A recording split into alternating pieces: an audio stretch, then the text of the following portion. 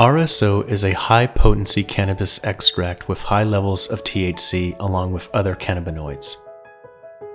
Many researchers have demonstrated its health benefits as a substitute or an assist for prescription drugs. People that make their own RSO should use cannabis from indica strains to make the oil correctly. Many people suggest that these strains create a more subdued, relaxed state, which is key to assist healing. When you're going to be preparing to make RSO, you will need the following materials: 1 tall mason jar, 1 short wide-mouth mason jar, a blender, preferably a smaller type depending on how much cannabis you're grinding up. You will need a basic crock pot, 1 full jar of 100% 200 proof grain alcohol, 1 fine cheesecloth for straining, and lastly, you'll need your cannabis. One of the first steps when making RSO is to grind up your cannabis. You can choose to do this by hand or use a blender. When you're using a blender, be sure to only fill up 1/3 to a half full so that the cannabis can blend evenly and not jam up on the blender. Make sure the lid is secured and tight.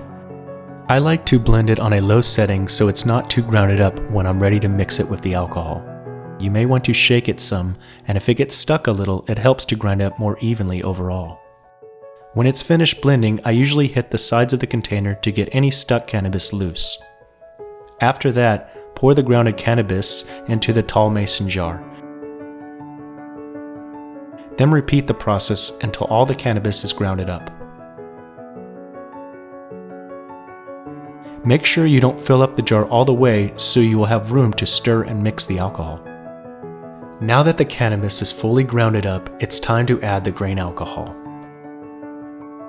It's best to freeze the alcohol for at least an hour before mixing. You should also pour some alcohol into your blender container to get out any remaining cannabis.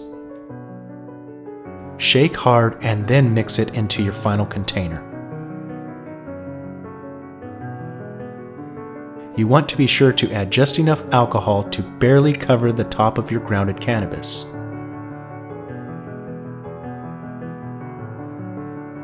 Take your stir. In my case, I used a juicer tool and some chopsticks, and mix the two for about 2 to 5 minutes. Make sure there isn't a bunch of cannabis stuck to the sides of the container when finished. Put your lid on tightly and place the final container in the freezer anywhere from 45 minutes to several hours. After you've frozen your final jar for at least 45 minutes, you want to grab your cheesecloth and place it on top of the short wide-mouth mason jar. It's good to make a pocket for when you're pouring your juice so that you'll have plenty of room to catch the excess cannabis. You should make sure everything is secure by placing a rubber band or rope around the jar with the cloth. I double-tied the rope I was using just to make sure it's nicely tightened. Gradually pour your juice into the cheesecloth until everything is gone from the tall jar. You may have to scoop the rest of the grounds out with a spoon or by hand into the cloth.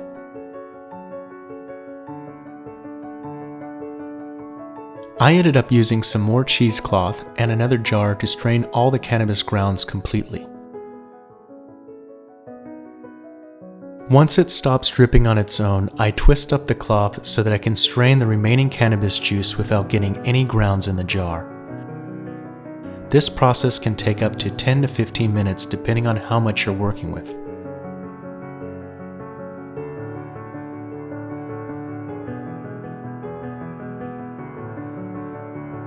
Take the crock pot and fill it up with warm water.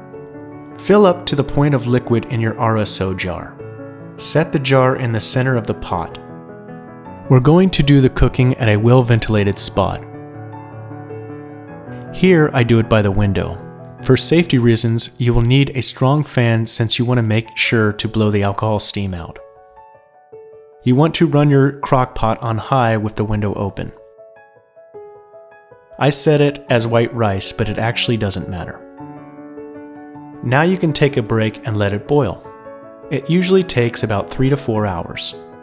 Periodically check on your RSO, and you should always stay in for the entire time your RSO is cooking and never leave it unattended.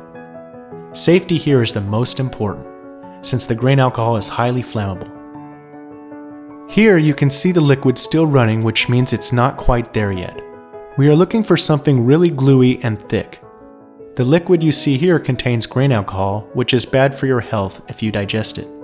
However, when your RSO hits this stage, you should watch it closely and check it every 15 minutes. We are looking for something like this, dark and thick. There is no flow when you tilt the jar. This means all the alcohol has been boiled off. You can use a stick to test your RSO. The texture should look something like this. To consume it, the best way is to purchase organic capsules and put your RSO into it. As to the dosage, it really depends. Start with a very small dosage and fill it out over the next couple hours. You will land on the perfect dosage for your body type and usage after experimenting. Thank you for watching.